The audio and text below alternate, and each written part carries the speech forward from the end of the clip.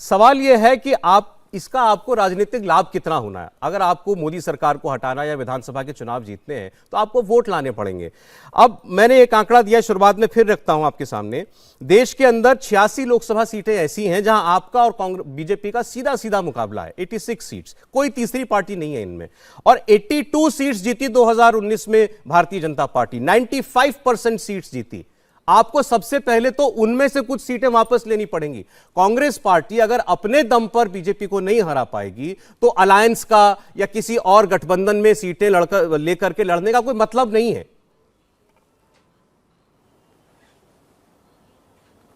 सौरभ जी, बिल्कुल आपने बिल्कुल वाजिब सवाल उठाया और यही हमारा उद्देश्य है कि जहां पे भाजपा से डायरेक्ट फाइट है कांग्रेस पार्टी की, वहां पे किन मुद्दों पे भाजपा चली जाती है। आप किसी भी राज्य को देख लीजिए, मैं भी हूं गुजरात से हूं, या जो भी राज्यों में भाजपा को जो समर्थन मिला है, आप कौन से मुद्दे पे भाजपा चुनाव लड़ती है आप देख लीजिए, निकाल के देख लीजिए 2019 में। पीएमईजीपी योजना के तहत 10 लाख लोन लेकर क्या अपना खुद का बिजनेस शुरू करना चाहते हो? इसे लेने के सीक्रेट्स को जानना चाहते हो तो फ्रीडम ऐप को अभी डाउनलोड कीजिए। जी, तो यही मुद्दों को तो भारत जोड़ो यात्रा हरा रही, इसी मुद्दों को तो पीछे छोड़ रही।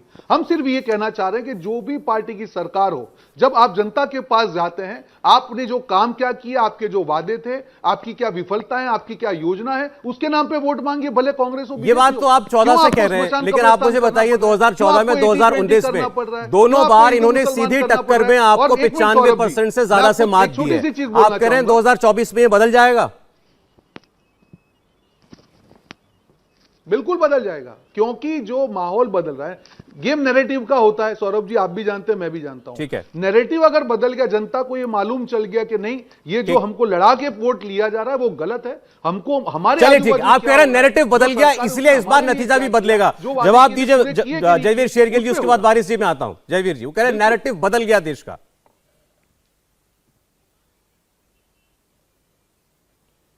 सौरभ जी नमस्कार। सबसे पहले आपको लोहड़ी की बहुत बहुत शुभकामनाएं। मैं अपने मित्र रोहन को सुन रहा था और मुझे वो कहावत याद आ गई, राजा ने बोला रात है, रानी ने बोला रात है, संतरी ने बोला रात है, ये सुबह सुबह की बात है।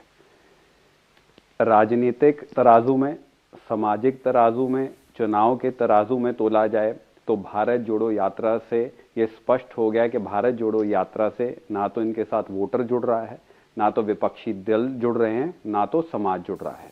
मैंने आपके शो पे पहले कहा था, भारत जोड़ो यात्रा माननीय श्री राहुल गांधी को व्यस्त रखने का उनके दरबारियों द्वारा आयोजित किया गया एक बहुत बड़ा पीआर स्टंट और एक्सरसाइज है। मैं अब कुछ सीधा ही तथ्यों पे आ जाता हूं। पहले तो ये विपक्षी एकता, जो कहते हैं, अंग्रेजी की कहावत है, desperate times call for desperate measures, जो 21 विपक्षी दलों को और उससे पहले 18 फ्लोर लीडर्स को चिट्ठी लिखी गई थी, वो भारतीय राष्ट्रीय कांग्रेस की राजनीतिक हताशा का जीता जागता प्रमाण है। जैसे कि पहले वक्ता ने बोला, 18 लीडर्स को जब चिट्ठी लिखी गई, सिर्फ 2 नामी लीडर आए, उद्धव ठाकरे जी और स्टालिन जी। उससे पहले आ जाइए, अभी जब उपराष्ट्रपति का चुनाव हुआ, विपक्षी एकता कितनी मजबूत है वो हम सबने देखा, जब ममता बनर्जी ने इनका कैंडिडेट ही नहीं सपोर्ट किया और जेएमएम ने राष्ट्रपति का कैंडिडेट सपोर्ट नहीं किया। अब सपा में अखिलेश यादव ने कांग्रेस को भाजपाकरण कर दिया, उन्होंने कहा ये भाजपा की टीम है। 543 सीटों में से, लोकसभा चुनाव की बात कर रहा हूं, 210 ऐसी सीटें हैं जो उत्तर प्रदेश, बिहार, बंगाल और महाराष्ट्र से आती हैं। पीएमईजीपी योजना के तहत 10 लाख लोन लेकर क्या अपना खुद का बिजनेस शुरू करना चाहते हो? इसे लेने के सीक्रेट्स को जानना चाहते हो तो फ्रीडम ऐप को अभी डाउनलोड कीजिए। उत्तर प्रदेश में सन 2022 में कांग्रेस 98% सीटों पे जमानत जब्त करवा गई। बिहार में वो स्टपनी है, महाराष्ट्र में वो स्टपनी है, बंगाल में उनका चुनाव में क्या हालत हुई ये हमने सब देखा। संविधान दिन में सपने लेने की इजाजत, उस पर कोई रोक नहीं है, ये ले सकते हैं। तीसरी बात, अब चुनाव ये लड़ किससे रहे हैं?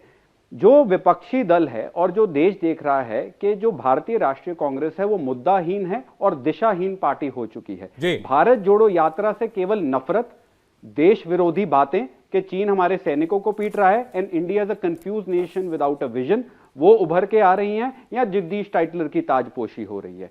उधर दूसरी तरफ लोगों ने देखा सन 2014 से 2022 तक 52 से अधिक चुनाव हुए हैं, जिसमें से कांग्रेस पार्टी 47 चुनाव हार गई है। 406 कांग्रेस के नेता छोड़ के चले गए हैं। ठीक है। 177 विधायक और एमपी जो थे वो छोड़ के चले गए। 222 इलेक्टोरल कैंडिडेट जो टिकट मांगने वाले कैंडिडेट हैं वो छोड़ के चले गए। तो पहले तो कांग्रेस को खुद जुड़ना होगा।